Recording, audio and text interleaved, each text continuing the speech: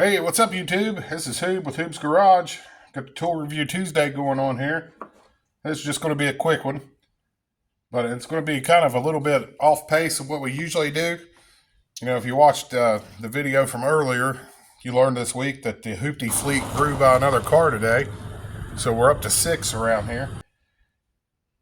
But just got to thinking about there's just a few vital pieces that keeps the hooptie fleet going. So most of these tools I've already done a review about.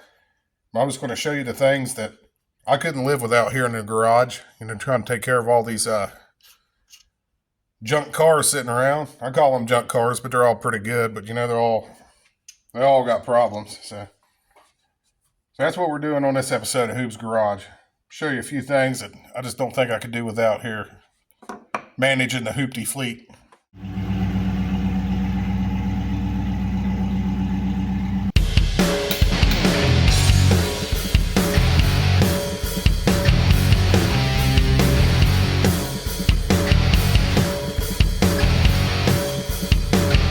Now, probably the first thing I couldn't do without here in the garage is my floor jack, and I really like this Daytona one.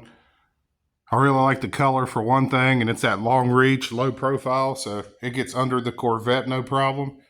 And if I need to raise something way up in the air, that extra length there lets it really go up pretty high.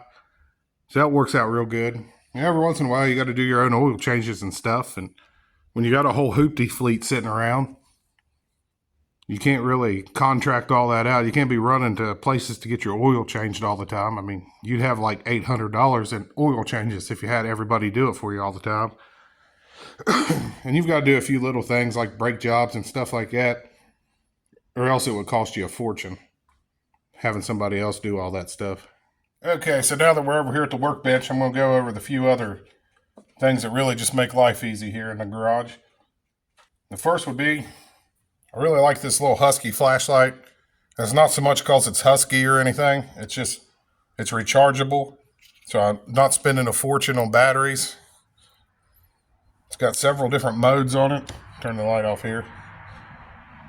You know, when you got the hooptie rods, they're always leaking something. Something's making some weird noise. You're always checking things out. This little rechargeable light really comes in handy for that. And it also has the built-in UV light for checking for, I don't know if you can see the purple in the camera there, for checking for air conditioner leaks, if you put the dye in your air conditioner. So it comes in real nice for that. That's one thing I'm always using around here. The other thing is, when you have a bunch of cars that just sit around like I do, they're always losing air in the tire. Every time I want to go to drive one, it needs 5-10 pounds. So that's why I got this little Craftsman inflator. I really like this. I'll have another video about this if you want to scroll back and check out a more in-depth tour of it.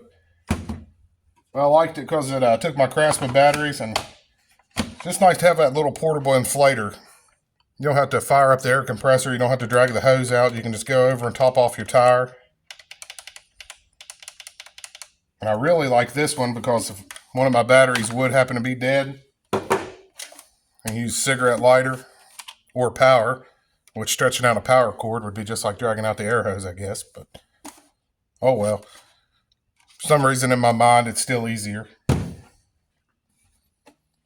And also, got to have a jump pack around because, like an idiot, I usually let my car sit around. And then I end up letting the battery go dead. So I'm always jumping things. I do not recommend this jump pack. This thing sucks. I'm really looking forward to replacing it real soon. But it started out, the reason I liked it, because it had an air compressor too, but that's done broke. It must be a bad sensor or something, because when I hook it up to a tire, it automatically thinks the tire has 100 pounds. So right now, it's only good for a jump box. And it never was much of a jump box to begin with. But, you know, it's getting the job done for now.